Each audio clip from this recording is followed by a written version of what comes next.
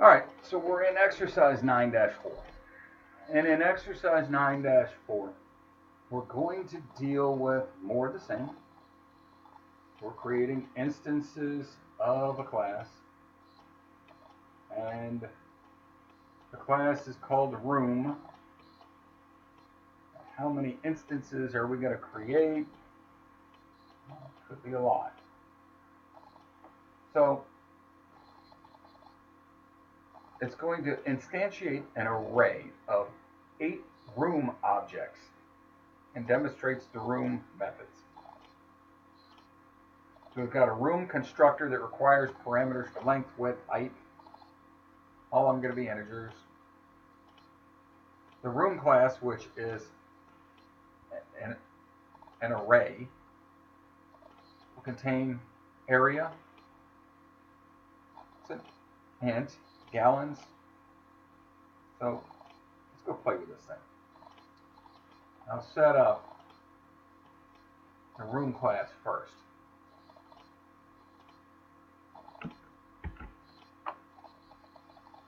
That will go, come down here at 10. Here's our room class. Our room has length, width, height, area, and gallons. They're all integers.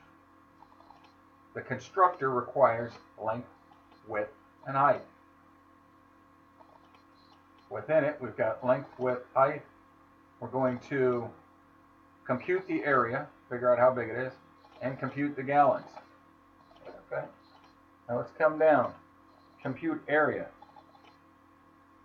When you construct it here, these are going to get fired off. Compute area will get length times height times 2 plus width times height times 2, and that'll create our area. So now area has value. The area has value, and then the next one is compute gallons, and that goes through. There's our calculation for gallons. If area modulus gallons per square foot is not 0, increase gallons. So that'll go through step by step. And since this is all within the same class, area is local. So from here, the things we want to look at.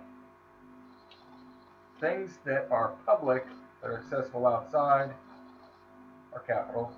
Local are lowercase. You see width, I can access it from outside. Height, I can access it from outside. Area, access it from outside. Gallons from outside. Compute area, method, accessible only inside is private. Private, only accessible inside. And they're accessed here in the constructor. Now, with that said, that's how we build the class. That's what makes up the class. And from there, we would have to instantiate that class. Now, instantiating the class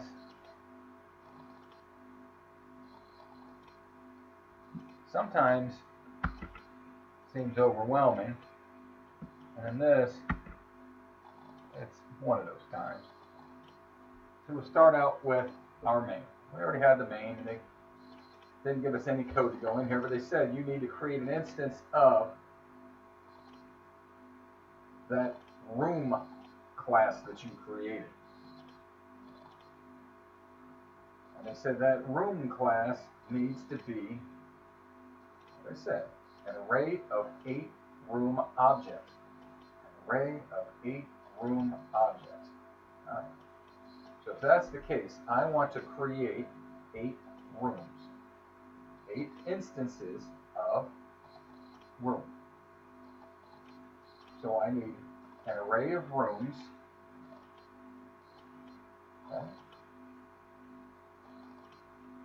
which is an instance of the room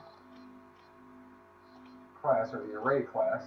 So that's an instance of the array class. So I have an array called rooms. So it's an empty array, has 8 positions in it, 0 to 7. Declared some values that they told me that I needed, and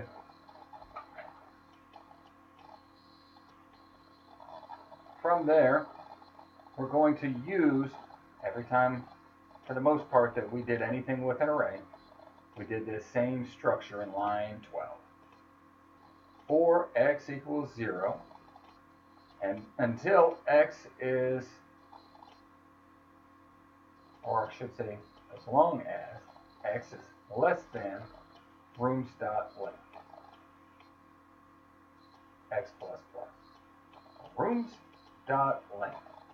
Now, what is rooms? Lowercase r-o-o-m-s. Well, here's our rooms array. That's that length. So we're going to go through 8 times, 0 to 7. And what are we going to do in here? Rooms 0 equals new room. Ooh, what is this room? This room is our class. So we're creating an instance of the class.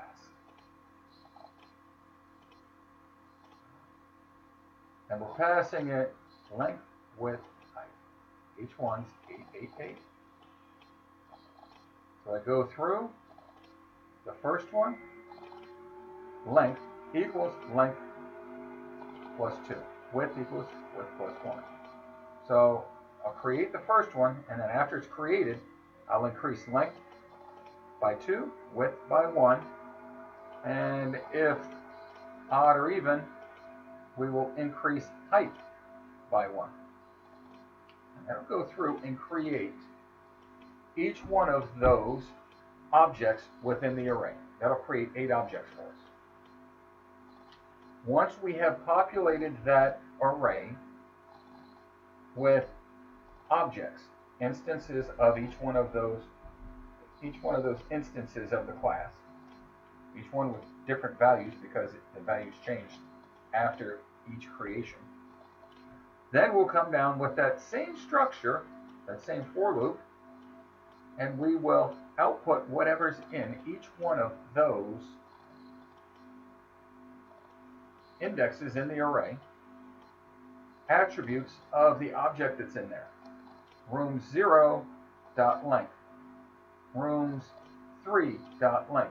So as we go through each time, we will output what's in that object. So let's go look at it and see what gets created. Runs. The walls are 10 long and 8 high, and the other 2 walls are 9 long and 8 high. The total area is 304, so you need 1 gallon of paint for a 12 by 10 by 9 foot room. So for the next object, 2 walls are 12 long and 9 high. The other 2 walls are 8 long and 9 high. So it goes through. Each one of the objects gets populated with some value. Okay. Then we went through and displayed item by item from within that array of objects. So I don't have to create objects one at a time. I can create them with a loop and create many of them. And I don't have to store them individually. I can store them in an array. Okay. And then just navigate through the array to access each one. So each exercise, we're just digging a little bit deeper into the concepts of object-oriented programming. So I'll see you in the next exercise.